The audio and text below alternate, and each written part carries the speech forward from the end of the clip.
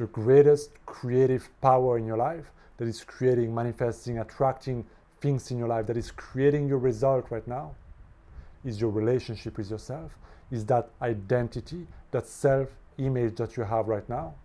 That is that number one hidden enemy. You see, so often we think like it's the world or it's people or certain situation outside of us that we feel like needs to change to enable us to do certain things, to grow in certain way. But that's just subconscious projection. As long as you don't realize that I have created to some capacity those situations in my life, and that I have a certain part of responsibility in those events and experiences and in my result, as long as there's no ownership, you will not get that power, because ownership and responsibility allow you to really look at the cause of my experiences, and that often lies in your sense of identity, how you know yourself to be. And the challenge is that for a lot of us, this is deeply subconscious. It is something that we've created with our families, with our world, the environment, the education, our experiences ever since we were very young. And for a lot of us, we simply have evolved that identity over time, and we've been adding more labels, more limitation, and simply grown that box. The challenge is that one of our deepest needs is to remain consistent with that identity, with that box, with those labels. And so if you feel like you have belief where you're not good enough, or you're not smart enough, you're not pretty enough, you're not talented enough, you're not all of those things, you're going to remain bound by that. It's like having that subconscious autopilot that is in with programs that is so deeply rooted in a system that every time you deviate a little bit, every time you go for what you want, it just take over and bring you right back. It sabotages your results. Something happens, you get sick, you postpone, you procrastinate, you overthink, and whoop, you're back in cruising mode. And if you start losing, boom, it brings you right back into balance. That happens to all of us. How many people are stuck on endless diets, trying everything in a book, but never changing the way they see themselves, and they're still seeing that they're overweight and ugly and fat and this and that? You have to go beyond that. You have to realize that all those identifications that you have are the cause of your experiences, and that your subconscious mind is like a 3D printer, and those programs that you have is what will create and bring that blueprint to life. And so we're just printing in our reality, attracting certain things based on who we are, who we know ourselves to be. And the strangest thing in the world is that you become what you think about, but most of your thoughts are based on your current identity. And so when you deviate and you step out of your comfort zone, there is that almost that imposter syndrome. It's not who I am. I feel fake. I feel this. Oh my God, what are people gonna say now that I present myself in this way? So when we step out of who we know ourselves to be, we freak out, right? But when did you decide this is who you are? It's like wearing that pair of shoes that's so old and comfortable. You don't even know you're wearing shoes anymore, right? And one day you look down and you realize, well, I've been wearing that shoes, I've been wearing that label, but there's so many other labels available. I don't have to keep walking that path. I can change the path. I can make my own path. But not as long as you keep wearing the same old shoes, the same old labels. I remember when I was young, right? I'm 1.96 m, by the way, right? And when I started growing up very fast, very tall, taller than everybody else, people started asking, why are you so tall? You're so this. And I started to take that very negatively. It started to affect my confidence, started making me shy, timid, unconfident, insecure, and it just compounded. And I started creating that poor relationship with myself, hiding a lot of shame, a lot of anger, a lot of fear, being very insecure, very indecisive. And it affected everything in my life.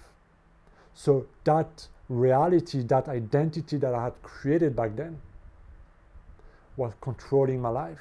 And so I was struggling with social anxiety. I was struggling with so many things until I realized that that was nothing more than a label.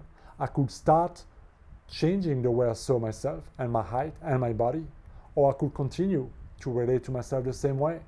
I could change the way I was thinking of myself, in my ability to make money, my ability to do certain things, my ability to become a successful coach, my ability to become and create different things. Or I could keep relating to myself in the same old way, because it was comfortable, known, and because, that's the best I know. So we have to be able to step out of the box that we've made for ourselves. The challenge is that everybody is kind of thinking inside of the box, inside of the same known things, and creating the same old idea, doing the same old things, expecting different results. That's why I often invite my clients to always answer this question: who am I? And an even more important question is, who do I need to become to create the life that I really want to have the result that I want in my life? Who do I need to become?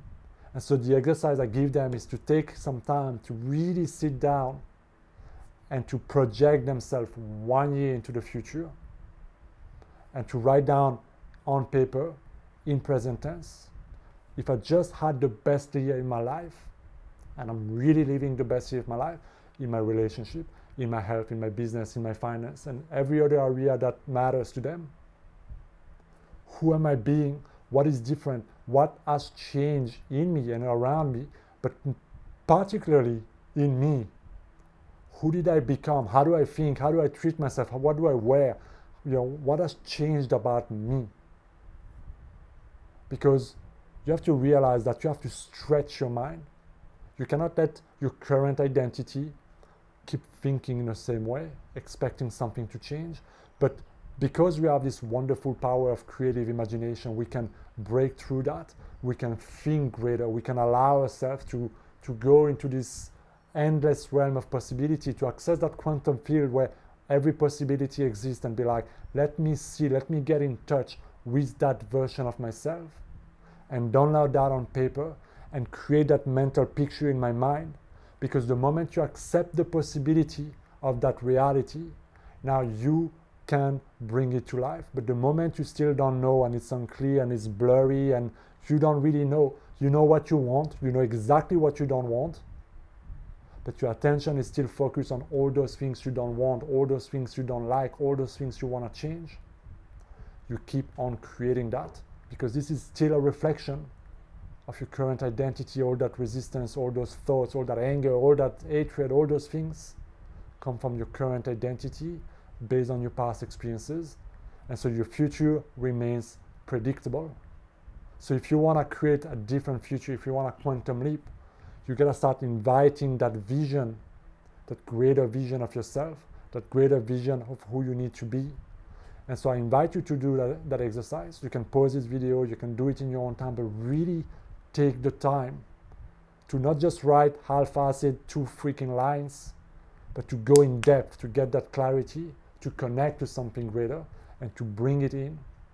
Because this will show you who you need to become.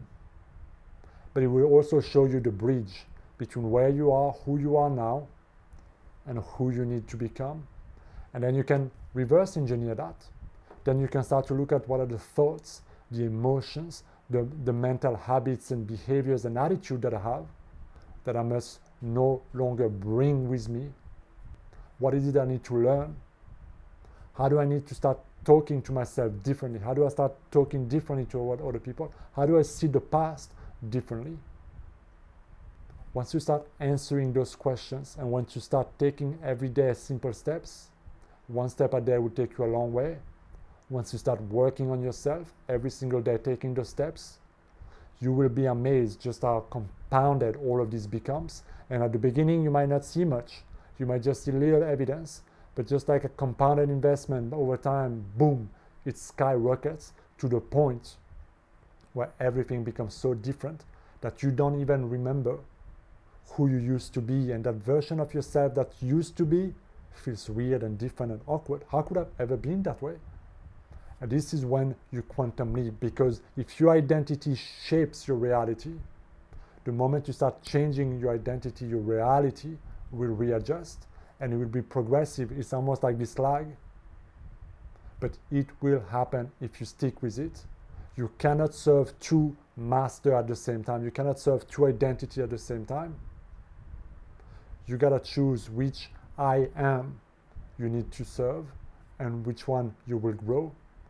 So choose carefully who do you want to become, and start bridging that gap. Start creating that mental picture. Start talking to yourself in your way. Start using mantra, affirmations, all those tools I'm sharing on this channel. All of this will advance you in that new reality. But you have to do it. This is where the real work, this is where you need time and effort and determination to go back every single day, to no longer tolerate the old thoughts, the old self, the old decisions. This is where you're going to need to overcome certain emotions or emotional baggage that you have about what happened in the past. This is when you're going to need to forgive yourself for the shit you did 20 years ago. This is when you're going to need to show up differently in your relationship. This is when you're going to need to face certain fears and get uncomfortable, because the version of yourself that has created the life that you want has done it all. And so you cannot keep on being afraid of doing certain things and expect to get those results. And I know that in the manifesting community, there is this thing where you don't need to do anything, you can just manifest it. And people love to bypass any form of fear or any form of, getting uncomfortable and getting your hands dirty and doing something, because it's convenient, because it's easy, because it's like, well, I don't need to do anything, right? So your ego loves it. But sometimes the universe can only do things in your life through you. And you gotta understand that. And that's why we are our own worst enemy, because as long as we hold on to those fears and those limitations, and as long as we keep on reaffirming that old identity, we will keep on perpetuating those results in our life. So if you transform the relationship with yourself, you will transform your life. And if you don't know where to start, look at this channel. There's so many videos where I break down so many of these concepts. You can do it. Take it one step at a time. Between a year, you'll be amazed by how far you can change. And if you want a step-by-step process, you can check out my 30-day program, where we go step by step every single day, creating a new habit, breaking old beliefs, identifying your blueprint, and completely transforming that. The link is down in the comments. That's it for this video, guys. Let me know what you think down in the comment. If you have any questions, make sure you write them down. As always, hit that subscribe button and help me grow this beautiful community. I will see you next time, guys. Be well.